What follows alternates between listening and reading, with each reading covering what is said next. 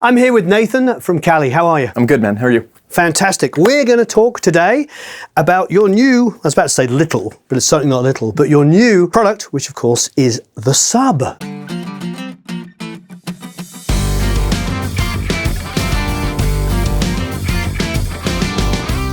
So Nathan, tell us a bit about the WS-12. So the WS-12 is a 1,000-watt subwoofer. Yowza. Yeah. Okay. So Project Watts isn't just the city, it's got a substantial amplifier in it. Nice. And the purpose of this subwoofer is kind of twofold. Thinking about people who buy something like a pair of LP6s, somebody working in their bedroom, somebody working in a home studio, especially a younger person who wants to go out and play live. Right now, there's not a lot of great subwoofer options for that person, because they can buy some great 18-inch subs, but the 10 and 12-inch subs that are out there don't play below 40 hertz, and then they would need two subs. They'd need a studio sub and a live sub. This does both. So this sits under the desk and is their studio subwoofer 90% of the time. Yep. And if they want to go play a gig with Fender Passport or a Yamaha Stagepas or any of those sort of portable PA systems, this sub is going to be able to keep up with that and give them real low end. And then for people like you, who are working in a larger studio with larger studio monitors, this is a very powerful subwoofer. So this will keep up with your Genelecs or your Focals, or if you wanted to mix immersive and do 5.1 on your Calis, this will keep up with up to 5 LP8s or IN8s. So I see here, you've got different settings for different applications, like the LP6s, the LP8s, and then you've got different settings for different sub-frequencies. Actually going quite, is this crossover point, so everything below 40 and below, or is that signify a boost at 40? No, it's a crossover point. Crossover point, Yep. Okay. So then my question would be, is there a good compromise, say, between the 1032s and the LP6s? Because I think for the Focals, for me, quite frankly, part of the beauty of them is they do have a lot of low end. I don't need a sub necessarily on those, but it'd been definitely nice to have on the LP6s, and then just to be able to test them with the Genelecs. Do you think there's a compromise place? Probably 40 or 60. 40 or 60? The cool thing, if you're just using this with LP6s and LP8s and you set one of these settings, it's volume matched. So you put the subwoofer in the right place in the room, you turn everything to the same spot on the volume pots, and it's already matched for the LP6s or the LP8s. We've also got gain adjustments so that you can set it for whether it's against a wall or in a corner or in free space, and then a +6 for if it's just out in the middle of the room if you're going out and playing live. The sub we had before, a long time ago, was literally just behind the console here. So it probably means it's going to be about that far again from the back of the wall, because there's about this much room in the back. Yeah, so probably about that far. It's going to be interesting. So which setting would you use for it to be that close to the wall? Probably either the 0 dB setting, or if we're keeping up with the Genelecs, we might just want to use the +6 dB setting so we can get the full output out of the sub. I think I'm most excited to hear it on the LP6s. But if there's a compromise place between the two, that'd be interesting. But let's start with hearing what it sounds like on the LP6s. Great. Now, you've got a ton of different ins and outs here, which is great. You've got RCAs coming in. I see you have XLR. And, of course, you have 1/4 inch of those TRS. So, yeah, they are. So balanced in on TRS, balanced in XLRs and RCAs. The foot switch does what? The foot switch, you click the foot switch and it turns the sub off and it turns the high pass filter off. So you can A/B with the sub, without the sub. So we should definitely connect the foot switch then. So 1,000 watts, pretty darn powerful. Pretty darn powerful. Yeah. So our thought with this is one sub that you can buy and it does all your sub stuff. Some weight to it. It's about 60 pounds. Yep. There it is. There it is. Very nice indeed. Any things here that we should be aware of? How it's ported? Is there anything specific? Yeah, so it's a front port similar to the LP6s. It's a port that will not cause noise. It's a port that won't cause port compression at higher output levels. So it really lets you get the full output of the sub without any of the annoyances that come along with a port from time to time. Let's set it up. Let's plug it in. Eric, follow me, Eric. Eric. Now, it might be hard to see, but there is a very, very bright blue light under there. In a normal dimly lit studio, which ours normally is when it doesn't have camera lights on, that's quite useful, so I can see that. So, I see. So if I turn the sub off, it flashes. So if I was in a normal, I mean, even obviously the studio is incredibly well lit at the moment, but even in a well lit situation, I can see that. That's pretty nice. I like a data. Let's bring it back on.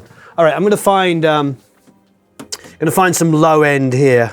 I'm feeling glad I got sunshine in a bag. I'm useless, not for long. The future is coming on. Ain't happy.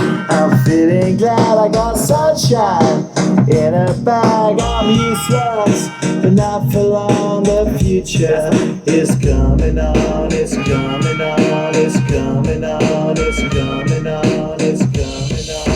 The essence, the basics, without it you make it. Allow me to make this childlike in nature. Rhythm, you have it or you don't, that's a fallacy. Cool.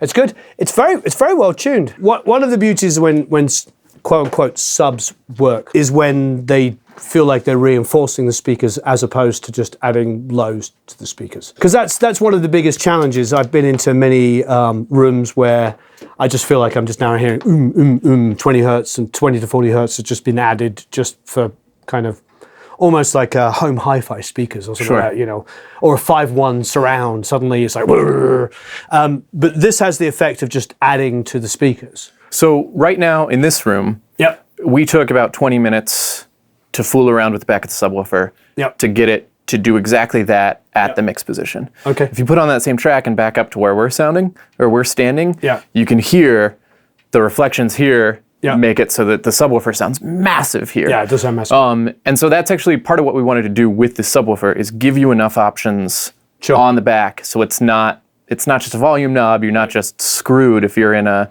room that's doing odd things to your bass. You have the power to actually put things where it needs to be. Yeah, it sounds great here. Here it sounds balanced. It sounds like I said, it's adding to the low end. Yeah, back up and hear it here.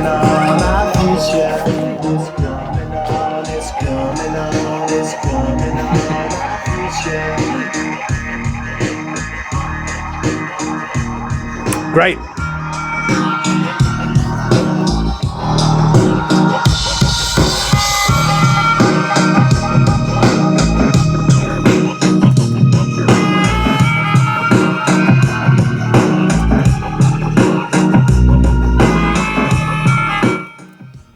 Nice. So the question is, how much is it?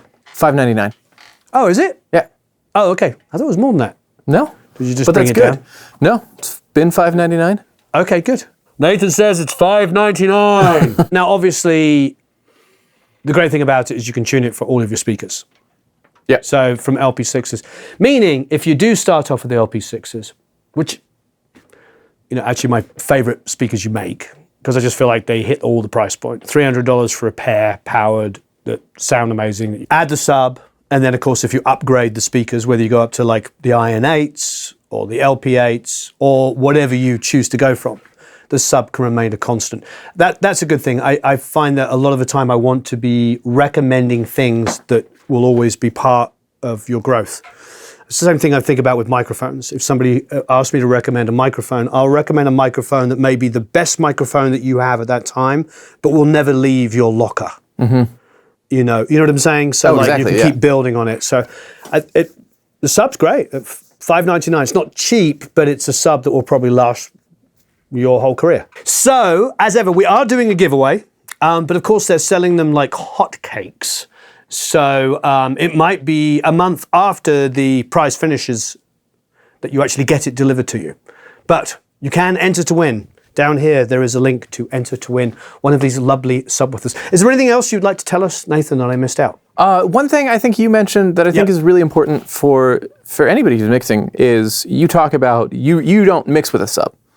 I don't mix with a sub anymore because I know my room now. But when I was learning my room and I'd used 1032s my whole professional career, you know, because they came out in 93 or something. So I knew these speakers. So when I moved into this room, I had an idea of how they sound. But no speakers sound like the speakers unless you're in anechoic chambers. No speakers sound the same in every room. So I had a difficulty. And as I'm telling you off camera, I had a baptism of fire because I had to mix most of an Aerosmith record with the band in the room with me in a room that I didn't know. And it was really terrifying. So I was running backwards and forwards to a car. I had a huge subwoofer. I think it was a JBL one. It was years old. And I had that for a long time. So I was using it to check, but it was confusing me more. And I was running to the car and blah. And after a while, I got used to the room and I'd forget to turn the subwoofer on. But the problem is this subwoofer I had wasn't tuned for my speakers, which is a big deal. It was just a way of adding some low-end thump. You know, the difference is you're tuning yours for your speakers and you're giving options. And it needs to be idiot-proof for idiots like me. I don't think it's idiot-proof, but we've tried to make it idiot-resistant. Idiot-proof enough. So don't forget to enter to win. Thank you ever so much. Thanks so much for your time, Warren. Marvelous. Have a wonderful time, or a marvelous time even, recording and mixing. Don't forget to win. I think it's going to be a wonderful prize. And yes, I do believe strongly in subwoofers when you're learning your room, when you're learning your craft. I couldn't have done it without using subwoofers. I'm just now at a place where I don't use them that often. However, now with the LP6s, it makes sense to keep the sub. It will level the playing field between, particularly like the focals on the side, which have quite a large amount of low end. That's going to even out my my listening experience between the three. But then again, you know, the LP6s do sound fantastic on their own. That's the reason why I keep them up here, because they're a great reference for me. And I love being able to show them off to people saying, if I can work on these speakers, then you sure as heck can as well. Well, great. Thanks so much, man. Thank you.